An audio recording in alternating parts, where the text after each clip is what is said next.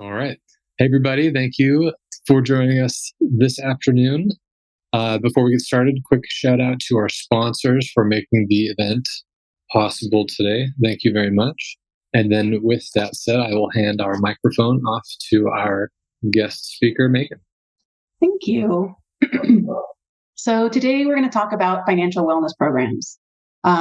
We kind of have a truncated slot, so it's going to be very high level, but I'll just start this by saying that if you ever want to get into the weeds with this, I'll be happy to talk your ear off at another time. So we'll try to get through this and I'll try to get to questions. But yes, if you want to talk about this, I'm very happy to do so at another event. So basically this presentation was made in partnership with our nonprofit partner, the Financial Advocacy Movement. And so this is the result of basically the program that we created with them. So why do we want financial wellness, right? It's kind of rude to talk about money or politics or religion. But the thing is, if we don't start talking about money, the only things that'll have it will be politics and religion. So we really do need to start having, or at least be comfortable with these money conversations, whether it is at work or it is at home or it is in our community. But being able to be free to talk about these things at work is something that can only make your company better, right?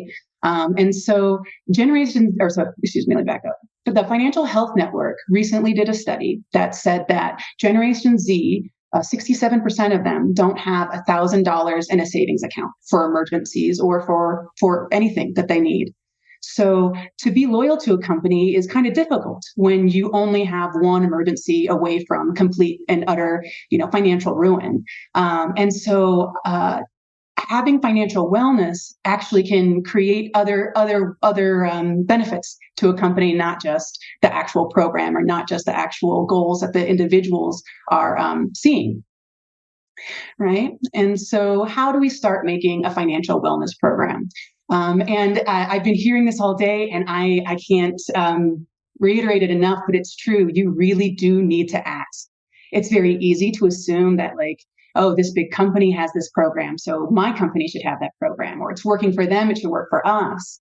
But the thing is, just like human lifetime, your workforce is dynamic. They have different needs. They have changing needs. And here's the thing is, if you're paying for a benefit that's no longer serving them, that's not really fitting the business's needs. So being able to figure out what it is that you're trying to address. Is it increased employee engagement, reduced financial stress, improved productivity, enhanced loyalty, or is it just specific goals and making that community environment where you actually do feel like a family within your business and you don't just say that? For the financial advocacy movement, the way that we gathered info was by using the Consumer Financial Protection Bureau's financial wellness survey to get a sense of how people were feeling well within their own situation. And also for the kinds of KPIs and the kind of measurements that we wanted to do, we used the United Nations Sustainable Development Goals. Now, your corporation, your company might have different criteria. They may have a different mission. So you may substitute that with whatever it is that you measure yourself to, but they tend to be parallel. So you can actually write this financial wellness into some of the programs that already exist within your company. So how does wellness get addressed? There's 3 parts of a wellness program that usually need to be in place for overall and comprehensive financial wellness. The first one being an effective learning environment. It's no secret that everyone learns in different ways. Some people like reading books, some people like audiobooks, some people need videos. TikToks are a way of learning for some people, and it's not for us to judge them, because really what we're trying to do is help them in the way that they are best helped. So when you are trying to understand what it is that they're needing, the way in which you present that material can be important as well. So for the financial advocacy movement, we used a combination of a learning management software that had both articles, flowcharts, videos, and an arrangement of different learning styles to address the different needs of their organization. And so adequate tools, and this can be the tricky part. Back in the day, we could use, spreadsheets or calculators, and it pretty much was comprehensive in the way that it could get a lot of the things we need calculated. But as the finance industry is getting more complicated and not everyone's going to understand what a Monte Carlo analysis is, or, crypto bro can come and start talking about things you haven't heard of yet. So having tools that are keeping up with the changing landscape of the financial industry is important. But you also have to be aware of the fact that these tools can also be overwhelming. And so it's important to have these tools, but also a way to understand them. I personally have found that humans are the best way to understand technology for those who aren't, or for those who feel overwhelmed. But it would depend on, of course, how your employees are feeling. So whichever approach you take will ultimately be the one that they themselves decide.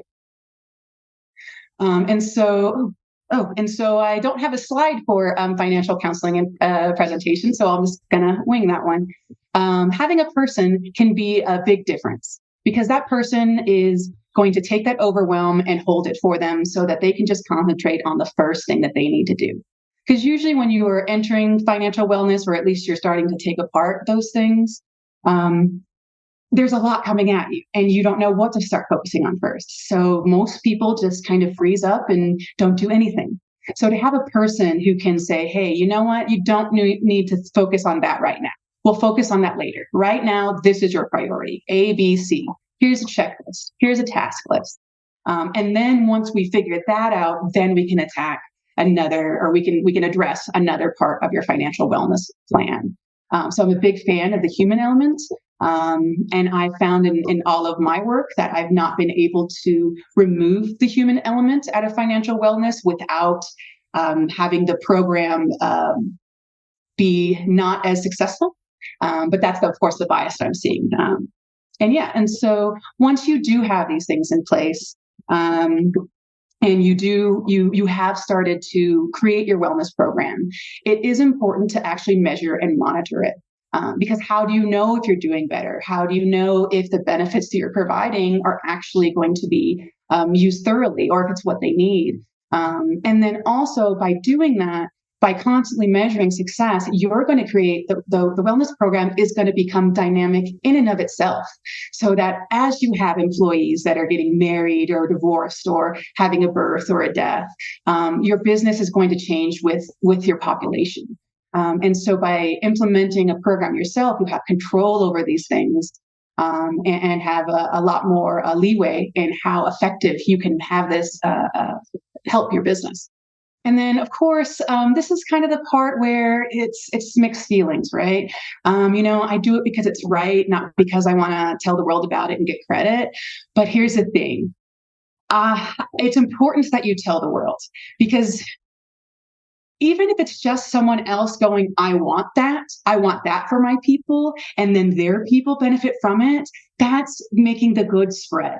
And you can feel bad about the fact that you don't want to be in the limelight, or you don't want to take the credit. But the thing is, by taking the credit, by shouting to the world that you're doing this good, you're making good contagious.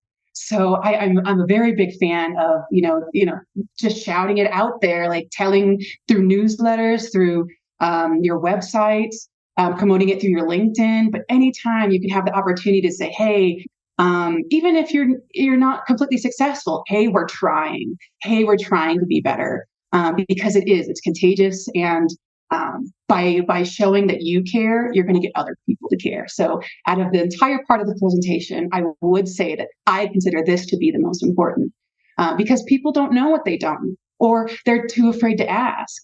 The literacy rate in the finance industry is actually abysmal, because you have these people who are parallel to financial advisors who should kind of know finances, but feel a little bit too embarrassed to ask. Right? They should know these things. So there's some of the people who, don't learn because they figure that they should have known by now. Right? And if we don't start communicating internally and externally, we're just not going to make the problem any better.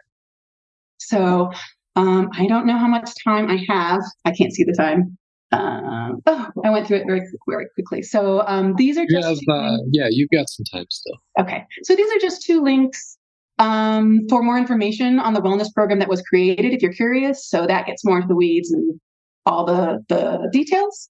So then, thank you guys for joining us, and of course for our sponsors. And if there's questions or anything like that, I guess if I have a couple minutes, I'd be happy to answer real questions more than do high level presentations. So I'll be happy to do that. Appreciate your time today. Yeah, and if anyone has any questions or in the future, feel free to reach out. My info is in my bio on Whova. So I'm I'm overly enthusiastic to talk about this subject. So feel free to reach out. Perfect. And one more big shout out to our sponsors for making the event possible today. Thank you very much. And with that, enjoy the rest of your day.